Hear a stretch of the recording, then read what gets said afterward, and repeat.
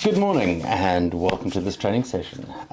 This is an internalized training session. However, we do not mind our clients understanding and knowing a bit of background as to what we do or how the system itself was designed. In effect, in 2005, we decided we wanted to kind of redesign the way warranties and VAPS administration worked.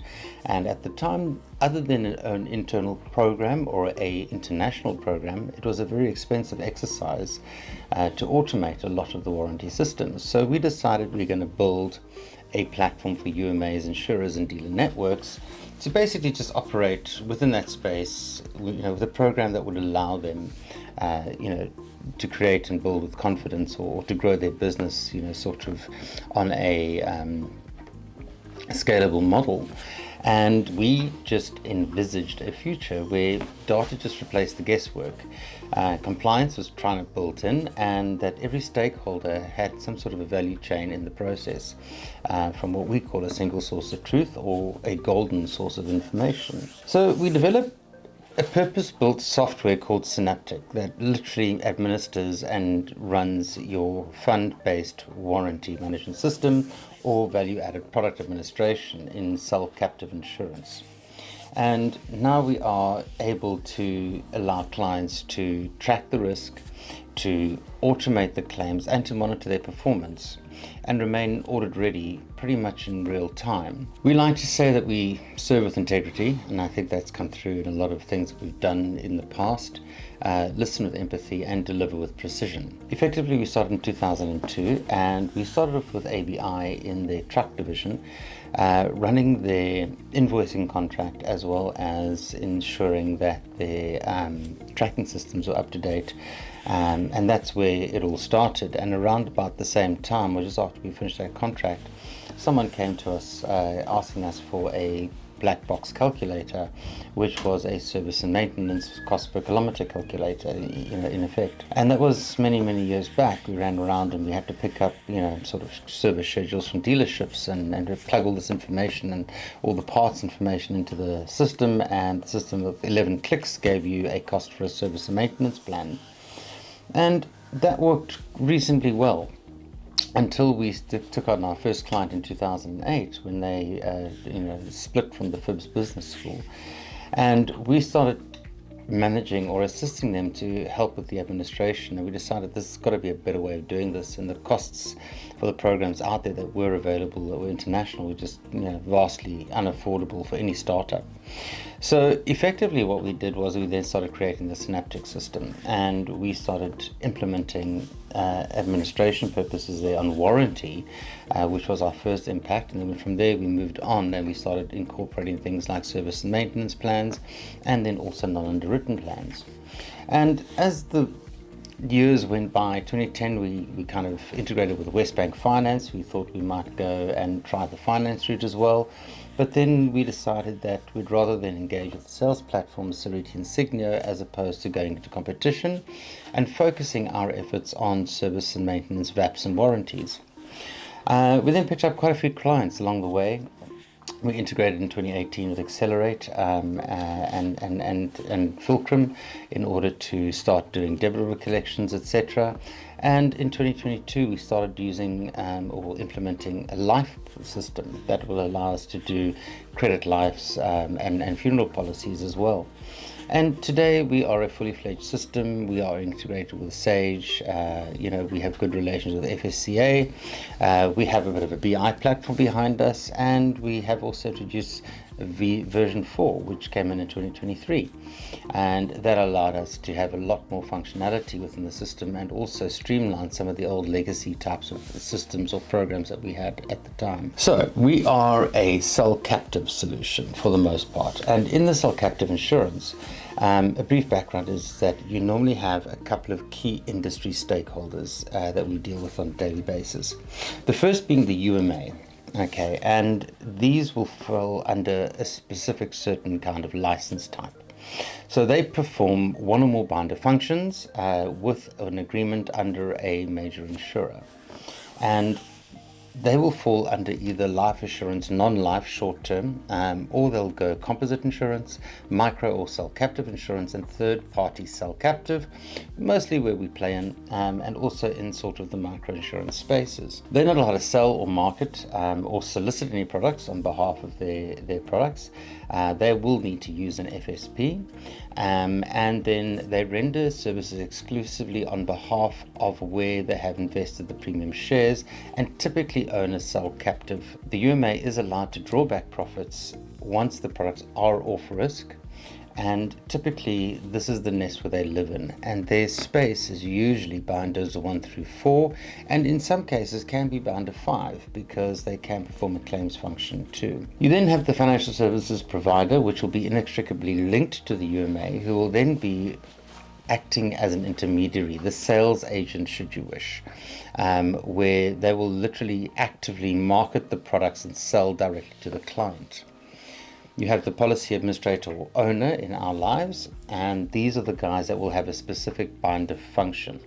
These are usually binders 2, 3, and 4, and this is where you are allowed to draw up conditions of the contract. You're allowed to do costings to a contract. You are allowed to obviously determine what the contract will cover in terms of the actual insurance product. And they will predominantly also be involved in the setup and costings.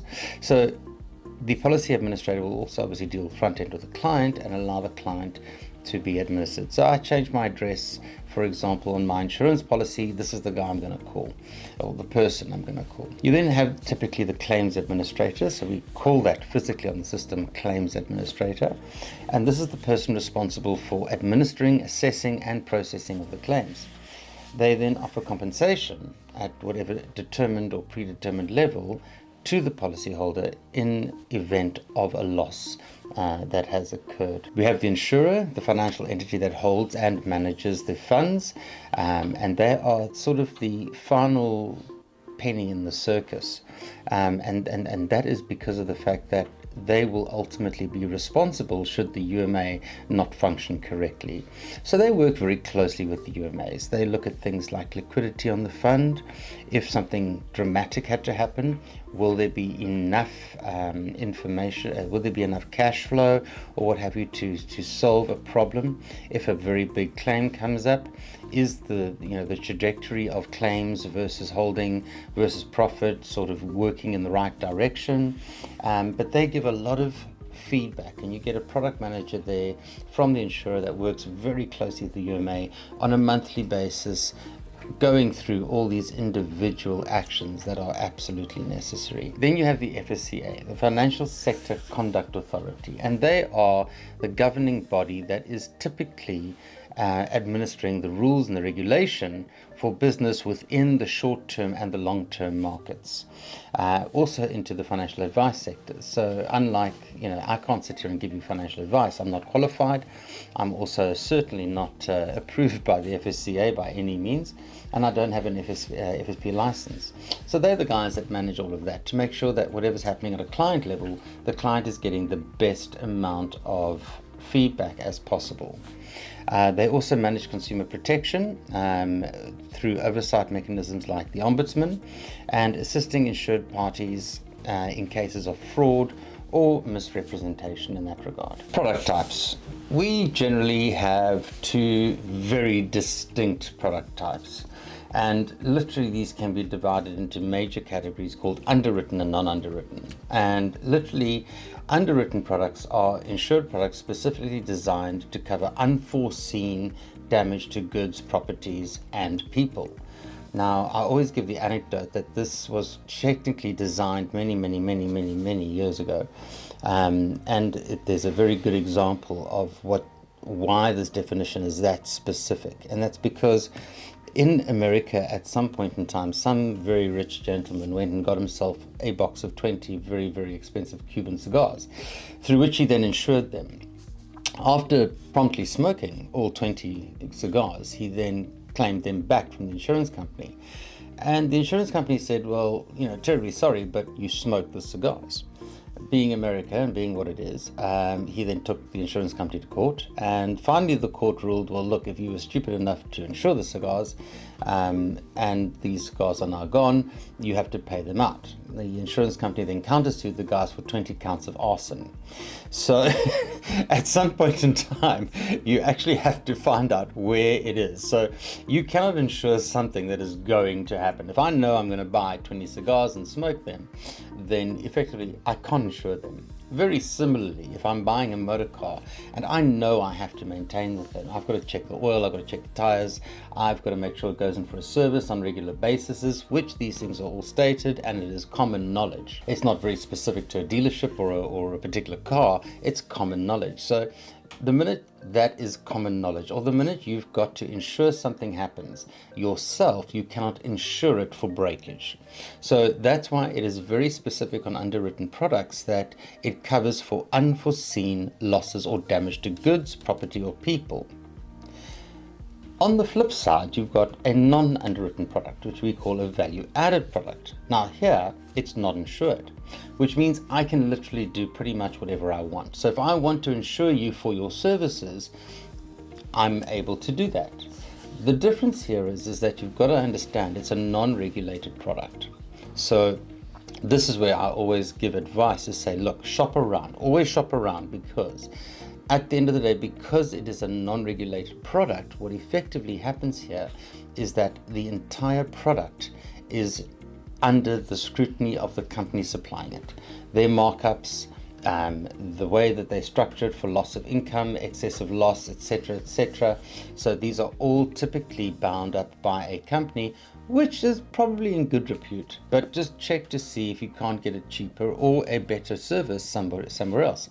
It is a very easy product or market to enter into, and you'll find that there are at least 12 or 13 different companies offering you service and maintenance plans from a variety of different ways.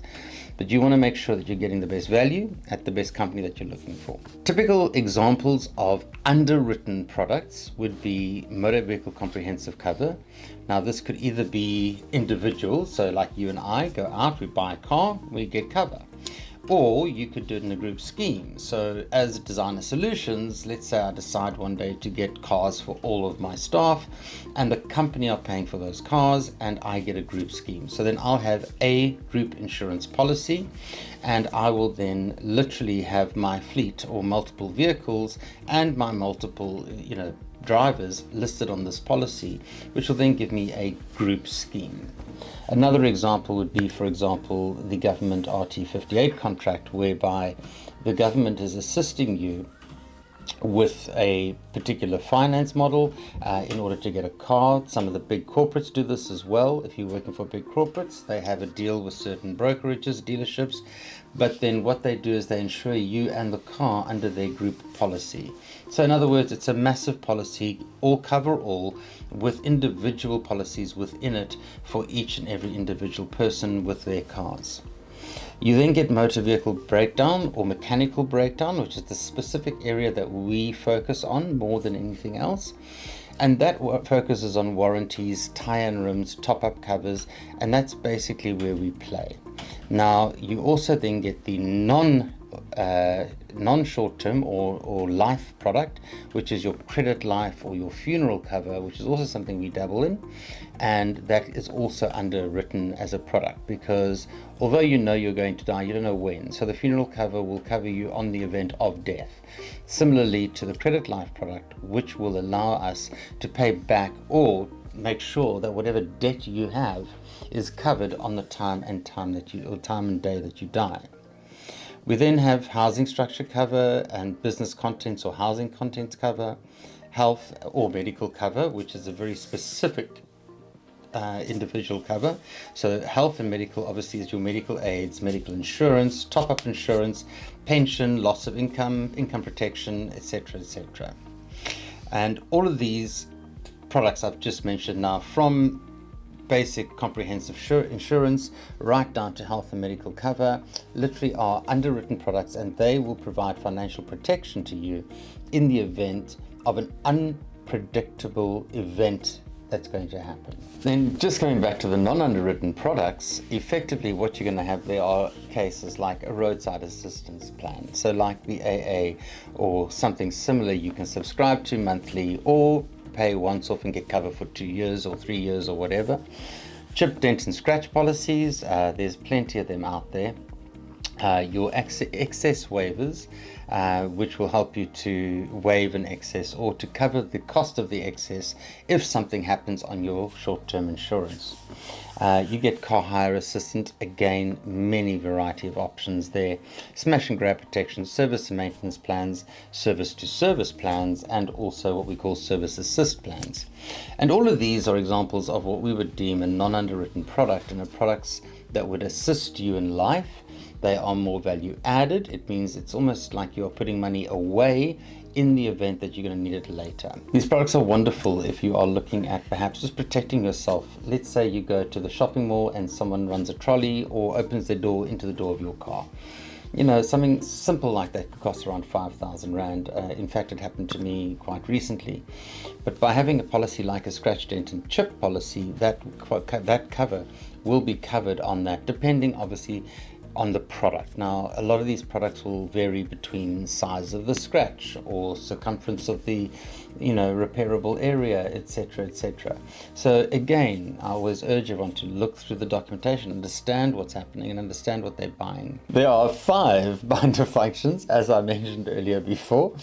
And the 5 are basically very simply entering into, which allows the authority to conclude insurance contracts on behalf of the insurer with the client or the insured. The second one is determining policy wordings. Now, this is usually done by the UMA who holds the cell captive. And this is the ability to draft and finalize any terms and conditions and exclusions of the actual policy.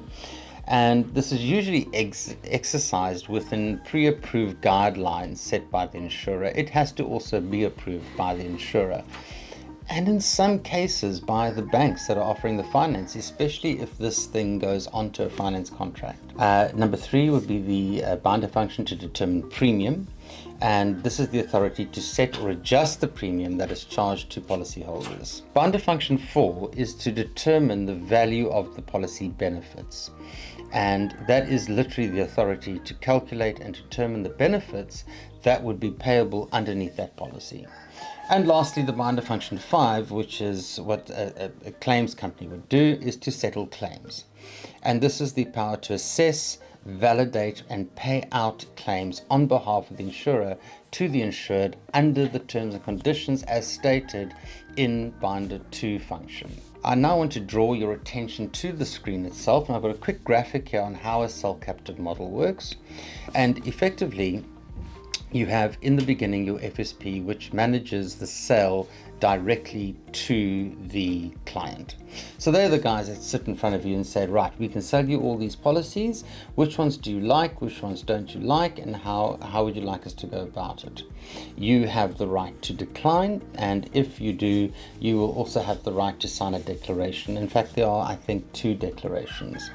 One, there is the declaration stating that you are dealing with XYZ, Mr. AB, other, and he is selling you insurance, and he is an insurance advisor administered by this company or under supervision by this company, and that he is entitled to sell you the insurance. That's number 1.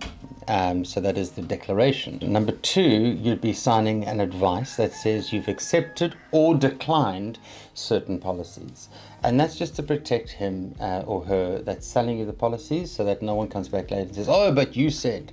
So this is where it all happens here. And then thirdly, you'll sign what we call a disclosure, which will mean you're going to sign for what you've bought. In other words, it's going to give you all the insurance details, the intermediary details, which is the FSP, the UMA or underwriter's details, the insurer's details, as well as the claims administrator's details. So that all happens there. So FSP does all the sales, the changes, updates and amendments in some cases. However, it might just be sales, not necessarily sales changes and amendments. FSP typically are your finance and insurance managers at a vehicle dealership. The other alternative is you get an FSP that might be a brokerage that is selling you a bundle of products together. It might even be your financial advisor. You then get your UMA, which is the underwriting management agent. Now, this is the guy that's laid down the cash to the insurer to have what we call a cell captive. So they are then directly responsible to the insurer itself. Now, they will develop the product. They are the guys that have what we call almost like a golden pen. They develop the products, they do the marketing to the FSP, they do the training of the FSP, possible fund management.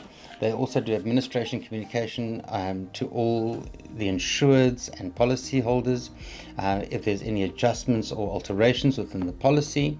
They also are responsible to the insurer to make sure that certain basic governments and FSCA requirements are laid down and worked correctly. You then have the claims administrator, who will literally assess, do any recovery and salvage, do loss compensation, and it's based on UMA limits of indemnity. So they are responsible to the UMA to make sure that they don't exceed the limits of indemnity on this. Responsibility to the insurer if it's on a binder agreement. So if they have a direct binder with the insurance company, then they would be responsible to that. Now note that your claims administrator can either be an outsourced function or it can be a direct binder function, as is any of these functions on here as well. So technically what would happen here is that we will run across all three levels. We'll gather the information from the FSP. We will then work with the UMA and do the administration of the product. We'll work with the claims administrator and do the administration of the product.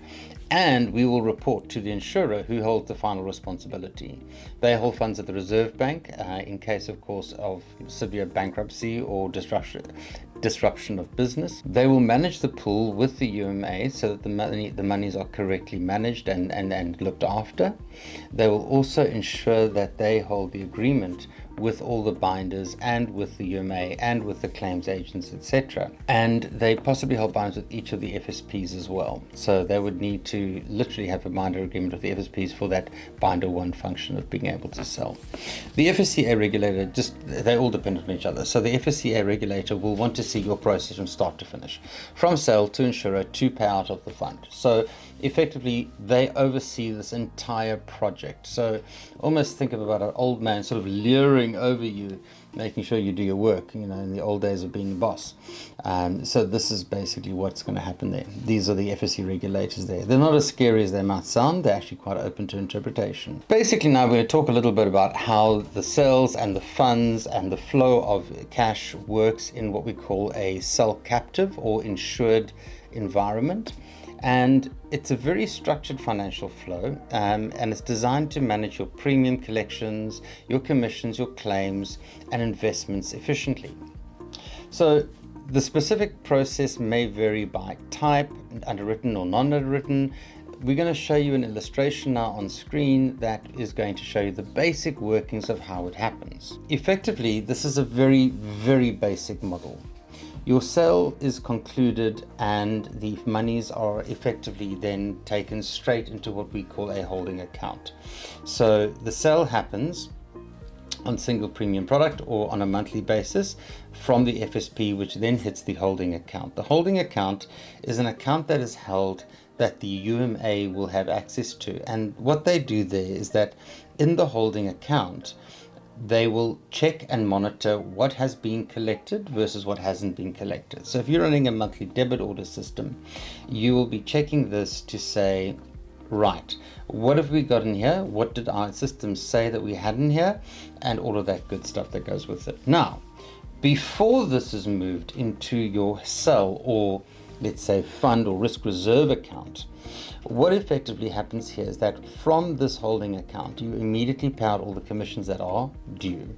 So you will pay out the commissions to your brokers or maybe to the dealerships and all the upfront values that they are entitled to. So from a dealership perspective, you will be receiving your monies sort of once a week, back to that. So the commissions are paid out weekly, and the holding account will hold the funds for approximately 30 days or so. So that by month end, once you've done your month end process, you've reconciled everything, you've reconciled back to the amount of commissions you've paid up, the money is now going to move into the cell account.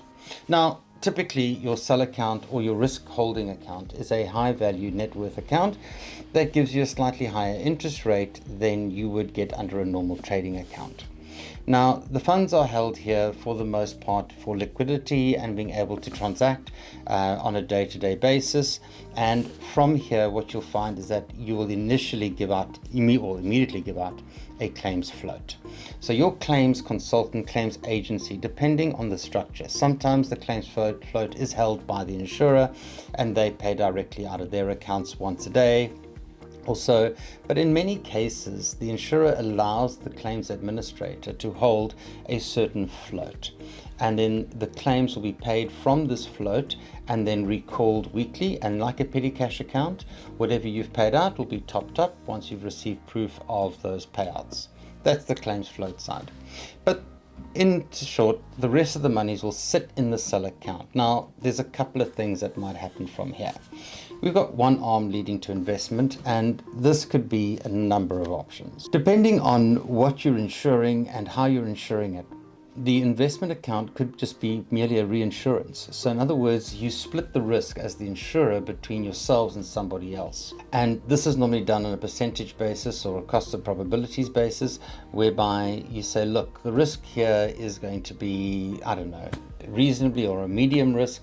We're going to reinsure part of our book with you and pay you a premium to do so, and the premium goes to there. The other side of it could be that you take that money and invest it into either short-term or long-term high growth accounts to garner more interest in that in that process, remembering that you are only reserving a portion of the premium you're collecting. So there's commissions, there's insurer fees, there's UMA earnings, there's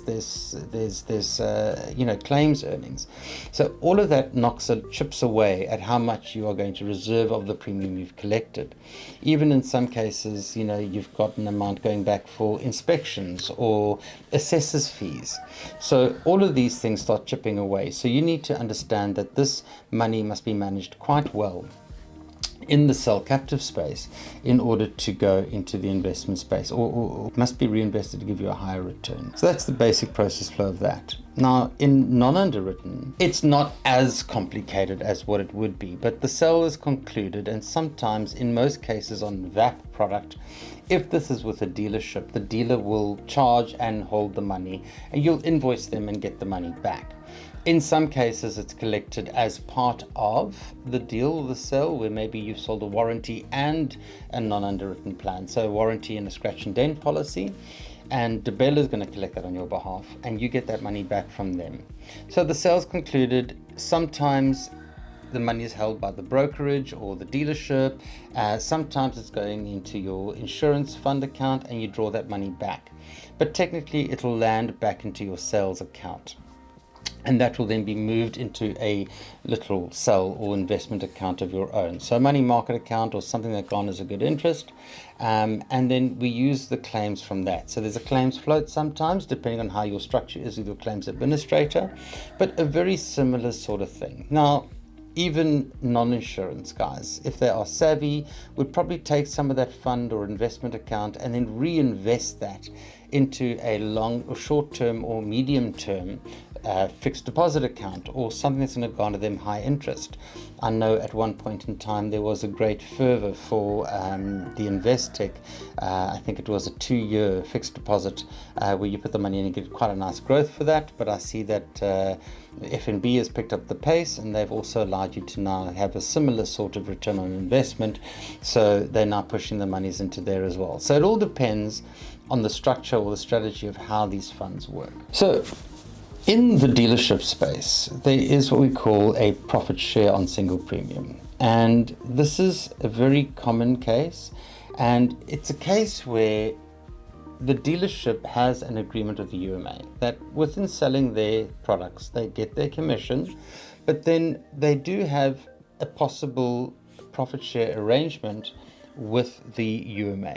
Now, this is not in all cases, and this also depends on the trust value relationship between the dealership and the actual UMA itself.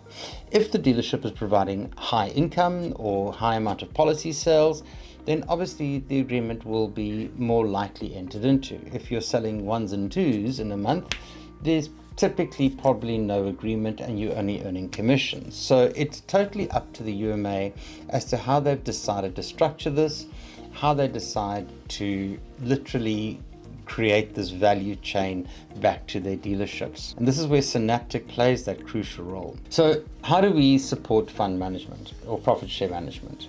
So we track the profit on both the macro and the micro level. So in other words, macro level per insurer. So how much of your earnings in a month are you putting into the fund?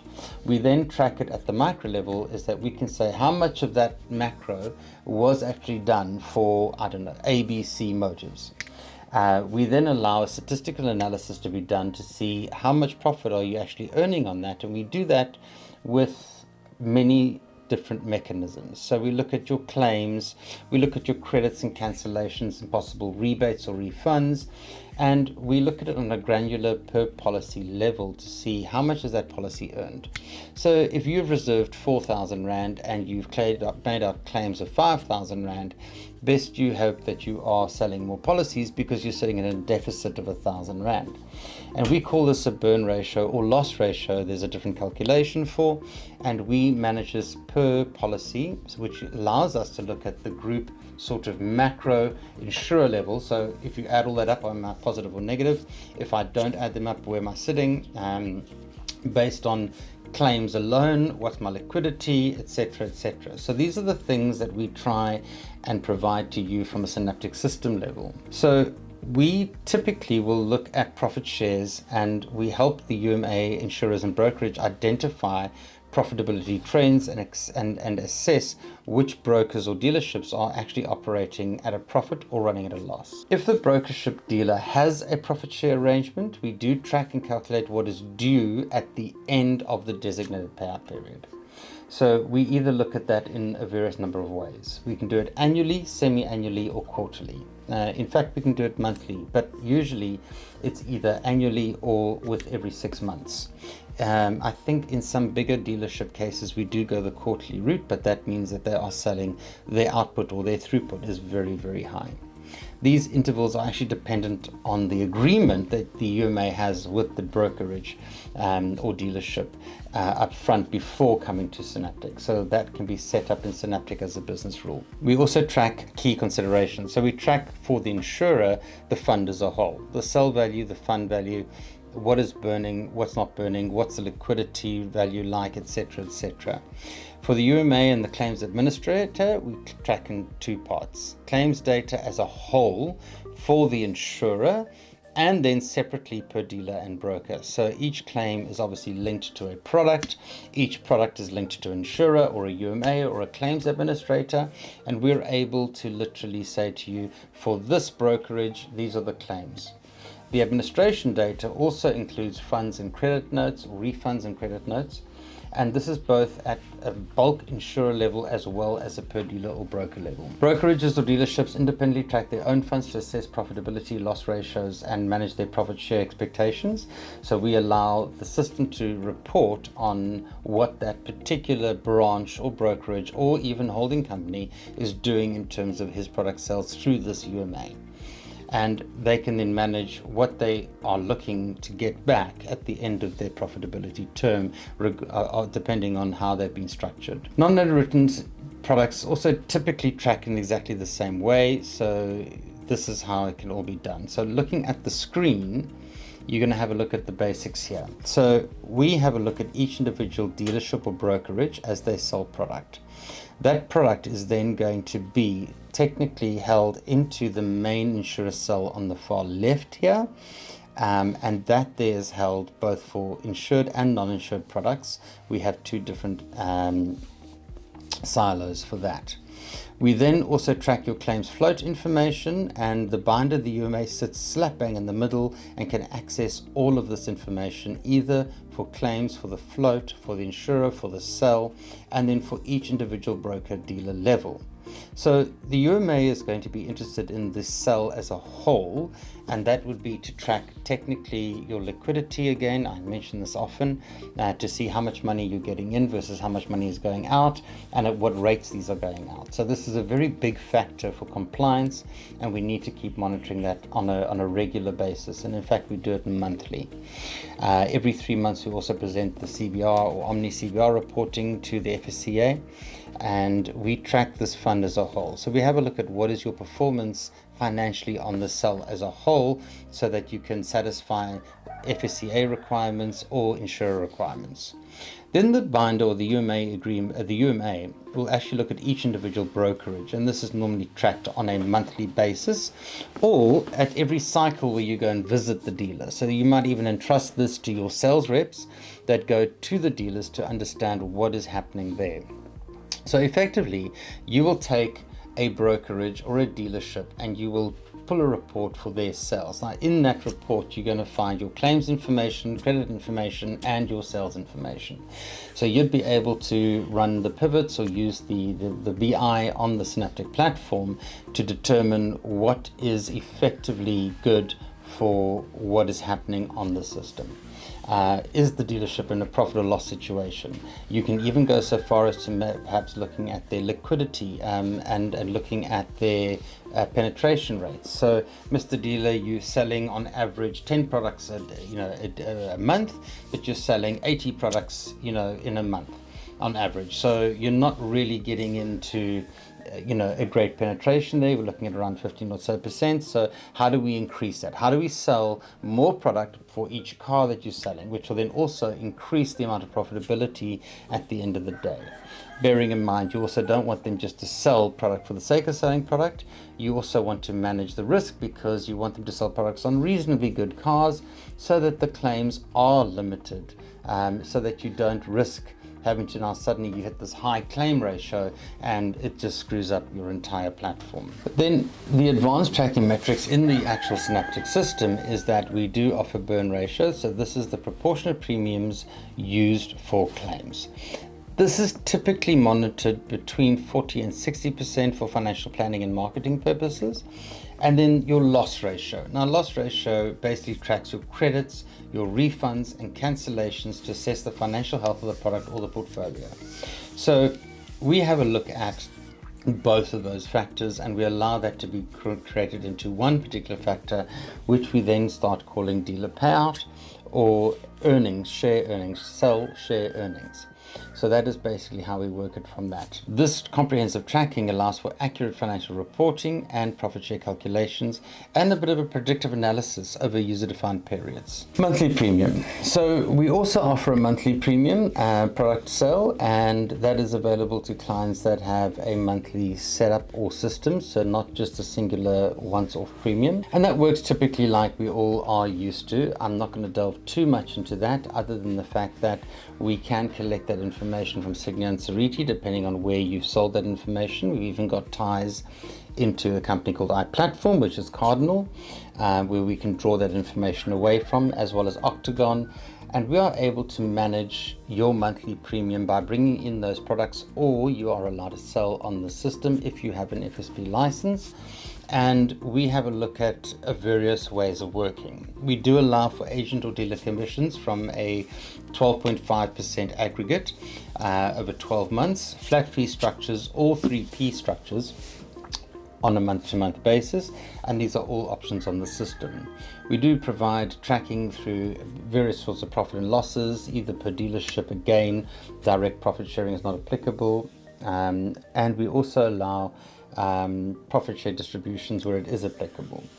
We look at the detailed monitoring of performance factors across all participating sales channels as well. We literally support the management of premiums through a dedicated monthly module, and we are linked technically to a company called Hyphen, also Fulcrum and Accelerate, the payment platforms.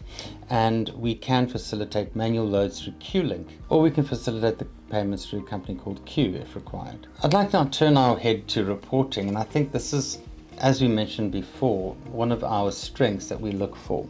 And reporting to me is very, very important, especially when you look at a branch level. So now I'm going to take you back to that slide where I showed you the the organogram of the cell itself, and then the UMA in the middle, and then each brokerage being reported on separately. So this is now expanding on the brokerage side. For that, what can happen here is that we do a multi-level reporting strategy. So let's just have a look at the screen for a second here, the lovely organogram here that was designed for us. And effectively what can happen is you might have a holding company. Let's just take ABC Motors or ABC Holdings. They could have multi-franchise dealerships. So they could have, let's say, a Hyundai and a Nissan. And literally what that could be is that could be their new car sales division. And then they could also have a used car sales division. That could maybe be a singular dealership, or it could be multiple dealerships. Then underneath that, you might have new and used for each of the new car sales or the franchise dealership options, or you might have different subsidiaries within your used car sales options. So when you set up your actual dealership, you are then allowed to say, right, I've got a holding company at the very top that will administer all these branches. And then when you set up each branch, because on our reporting, as we mentioned to you earlier in a previous reporting strategy, you can then set up your dealership. So you have to set up the dealership on a dealership level, not on a holding company level. So the holding company is set up afterwards, and then you will link each sub branch, which is where we load Synaptic in. So like I'm showing you here now, the sub branch here is where we load Synaptic, where we start the loading of Synaptic. Once that's done, we then allocate that branch to what we call a group name, which will be a region, a cost center, or even a subsidiary of the holding company. And then we've got a holding company name. So we can literally do that 3 ways. Branch into a group name, into a holding company name. Now the group name is just like that for a particular, it's just named that way, but it literally can mean a region, a cost center, a subsidiary, or even a separate part of the group. So you might have Nissan on the one hand, and you might have Renault on the other hand, or you might have multiple types of dealerships. For example, I'm going to use a non-client of mine, Hatfield VW. Now Hatfield VW owns Roller Motors, they own Hatfield VW, they own Fury. So there are 3 groups there already that then underneath them own a multitude of different franchises as well. Attached to this particular training, I do have an extensive document called The History of Synaptic. We are currently on version 5, the current version, and please feel free to ask me for this, because if you look at the screen here at the moment, we do go through quite a number of different key reporting terminologies, what we use and what we call things on the system. So when we talk about either the vehicle kilometers or the sold kilometers, what's the difference between the two? Because we don't want that confusion coming through in the clients and also in our staff. We also look at the date, effectively initiation or inception date. So for example, I always make this slight joke. Inception date is when she got pregnant, okay? Initiation date is when that baby is born. And very similarly to cars, the inception date is when it happened. The initiation date is when you take delivery or when the policy kicks in. In some cases, it kicks in immediately as you buy the car, and in other cases, let's say you buy a new car, it might only kick in 7 years' time. So the gestation period is quite long. We also have a look at some financial notes, and then we also give you a couple of broker and dealer income stream terms and how we define benchmarking and penetration. These are all typical terms and things that you want to go through, and you want to perhaps just read through the document to garner more information. Typically, just to give you a bit of a brief background on dealerships, dealership income and sales streams, there are typically 4 sales streams. One will be the physical metal, so in other words, the car that you're actually buying. Next one will be all the accessories they're trying to push on you. So that could be smash and grab window protection kits, especially if you're in Joburg. Sports kits, if you are feeling like you want a bit of a sporty look, like let's say you want to slap on an AMG, fender or something to that effect. You can also have a look at tow bars or advanced telematic devices, etc. You can also have a look, in some cases, you can upgrade your sound system, let's say from the standard to a Harman Kardon or Bose sound system, or something slightly better than what the standard comes with. So those are the first two income streams the dealership has. So it's the physical metal and the accessories. The third income stream is obviously what we call the VAP, or the insurance sales income stream. Now here, the dealership will garner a profit on, or a commission at least, on all the warranties, the body line protection, service and maintenance sales that they add on. So all the underwritten, non-underwritten products and service and maintenance plan products that they add on to your contract. They will also refer you to a insurance company to do your comprehensive insurance, especially if you are buying the car on finance, and that they get a small commission back for as well. Normally a once-off commission, but that's how they start incurring more income in that regard. Then they also get a thing called a DIC, which is the dealer introductory commission, and this is the commission that the dealer earns when they facilitate financing on behalf of a bank for a client. So we do not directly track DIC, but we can add it into the actual system as their bank finance and account numbers, so that if you wanted to put it into a telematic report or into a BI report, we are able to do that on your behalf as well. So in conclusion, the insurance and value added environment is a complex and highly structured, regulated space. This is where stakeholders interact with clearly defined roles and financial structures. Whether dealing with underwritten or non-underwritten VAPS offerings, understanding the intricate flow of funds and profit share mechanisms and reporting structures, it's essential for effective decision making and long-term business sustainability. And basically, through our robust platform, Synaptic does offer a centralized solution that will enable you to track performance and manage your financial risk reserves effectively. We also have a full compliance strategy in place that helps you with your industry regulations, basically from calculating earned and unearned reserves to providing detailed insights on burning and loss ratios. We equip the businesses with tools they need to monitor profitability and optimize their product option strategies. So we urge you to please just take a look at us. If you are one of my staff watching this, we urge you to please pick up the history of Synaptic and have a guide through it. And please note that for all these courses, there are examinations that are applicable, especially for my internal staff. For anyone that's watching that's not internal to me, you are more than welcome to take the exams as well. We'll send you the links, or we'll share the links on the video provided in the description. But thank you very much for taking up the time, and it was nice seeing you again, and we'll see you soon. Cheers.